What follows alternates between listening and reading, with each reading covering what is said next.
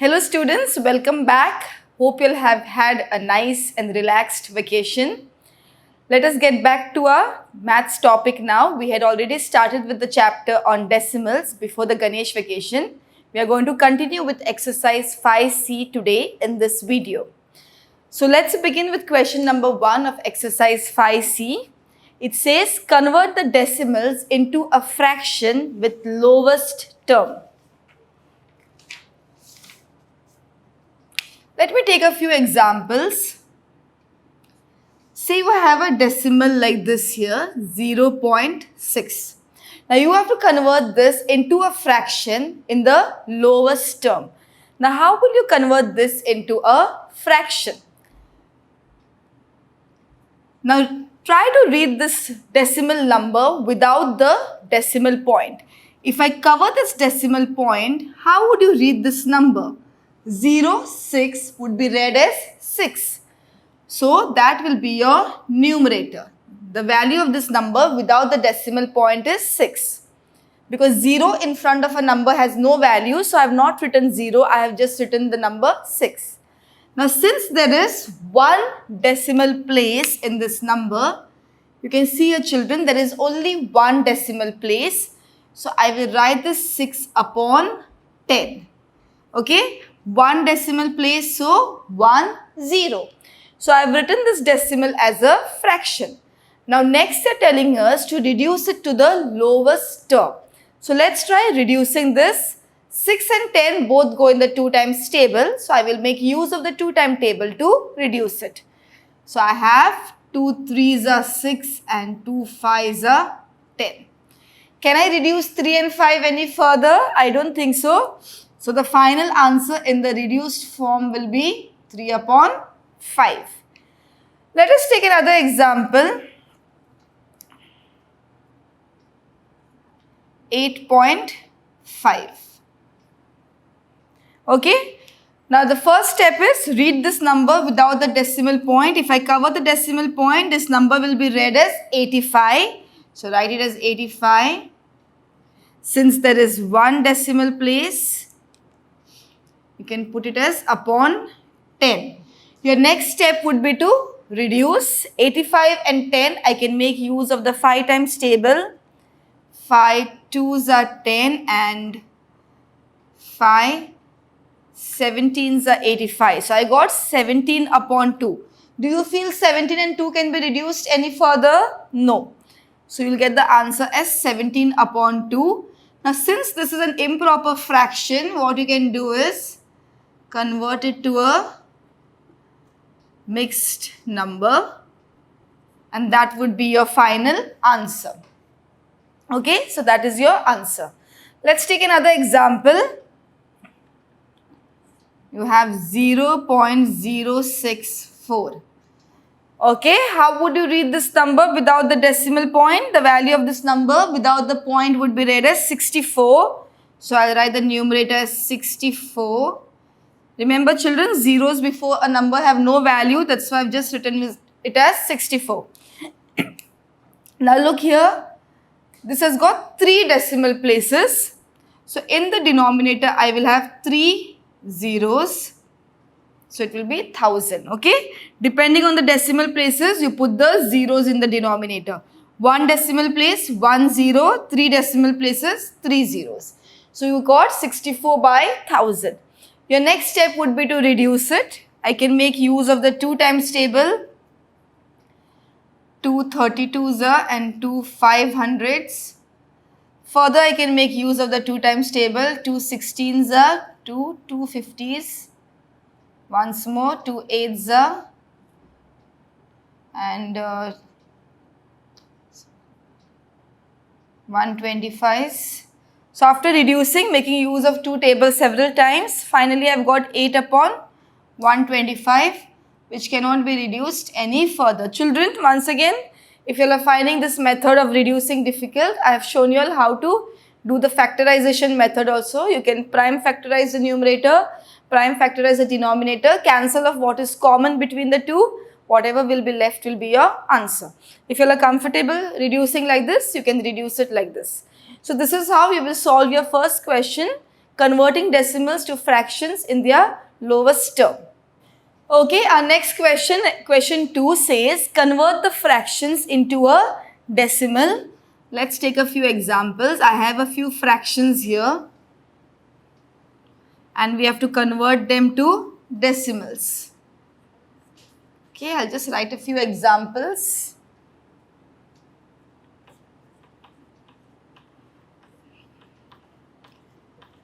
Okay, I have a few fractions here. The first one is 27 upon 10. How will I convert this into a decimal? It is very simple. You write the numerator back here. The numerator is 27. Write the numerator back here. Now here we want to make it into a decimal. So what you'll do is check the number of zeros in the denominator. Now this one has got 1 0 in the denominator. So this will have 1 decimal place. Okay. So the answer will be 2.7. 1 0, so 1 decimal place. In the second one, it is 435 upon 100. Write the numerator back, that is 435. Let's see the number of zeros in the denominator. This has got 2 zeros in the denominator. So I will have to put 1, 2 decimal places and my decimal point will come here. So 2 zeros, 2 decimal places. In the third one, I have 2003 upon 1000. Now here there are 3 zeros in the denominator. Write the numerator back. Okay. Since there are 3 zeros, you will have to make 3 decimal places and the decimal point will come here.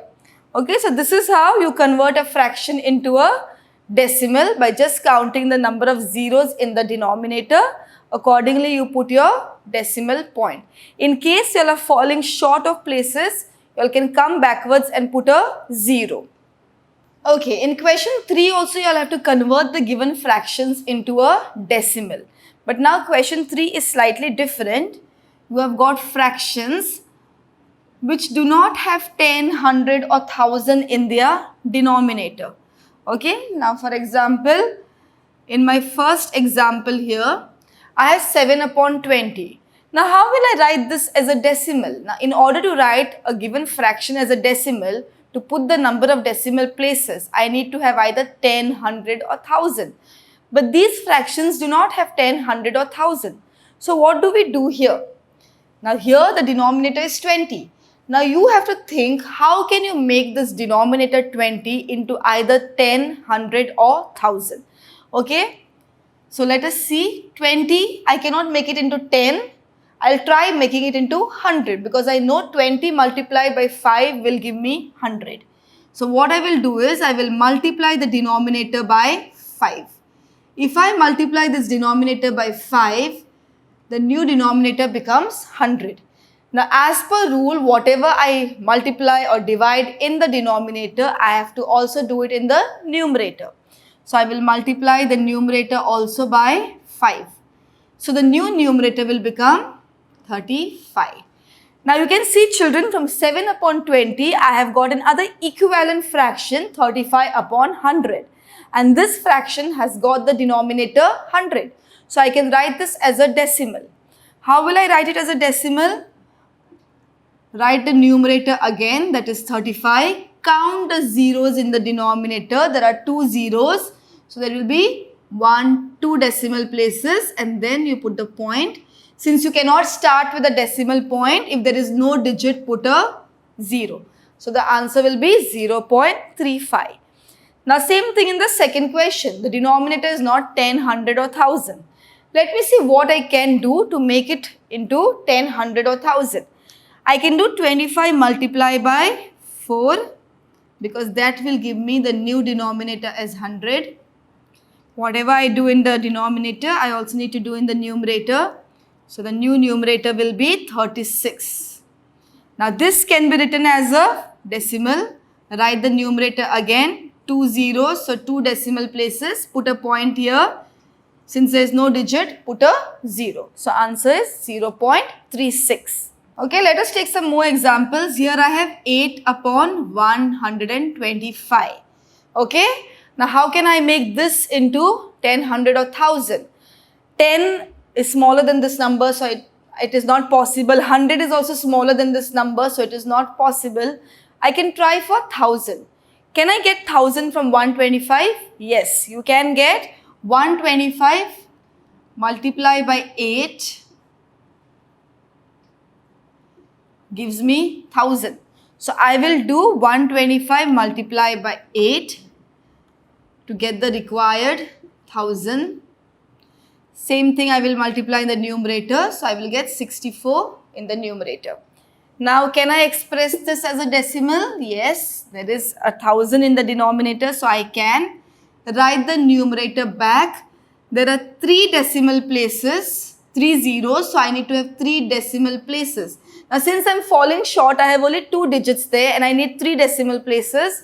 How will I create this extra decimal place? By putting a 0 here backwards. Please remember the 0 has to come backwards. So this will be my 3rd decimal place and I will put the point here. So 3 zeros, 3 decimal places. Since you cannot begin with a decimal point, I will put the digit 0 here. So the answer is 0.064. Let's try one more example. Here I have 121 upon 250. Okay, so now what to do with this 250? 10 not possible. 100 is also smaller than 250, so I cannot multiply and get 100, but I can get 1000. 250 multiply by 4 will give me 1000. Same thing, I'll multiply in the numerator, so I will get the new numerator as 484. Okay, so 3 zeros, so 3 decimal places. Write the numerator back, 1, 2, 3 decimal places. Since there are 3 zeros, put a point, begin with a 0. Okay, so this is how you can attempt question number 3 from all the denominators which are given. Either try to obtain 10, 100 or 1000.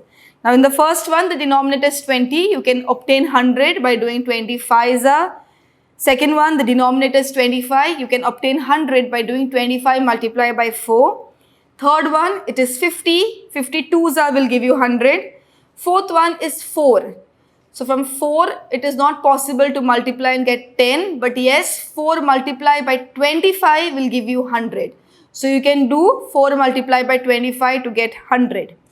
Fifth one is 125. 125 shown you all. 125 8s will give you 1000. 250 multiplied by 4 will give you 1000. 500 in the next one. 500 multiplied by 2 will give you 1000. And the last one is again 250.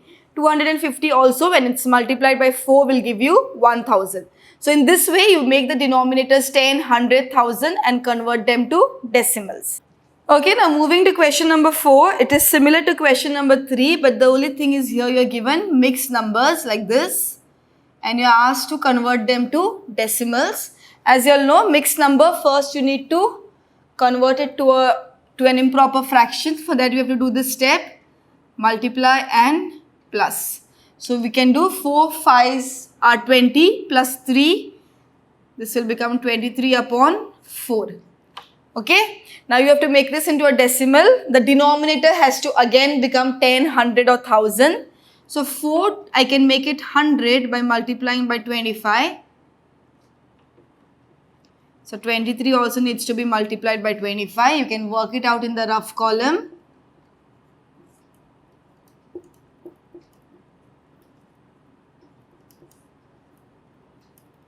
You get 575 in the numerator.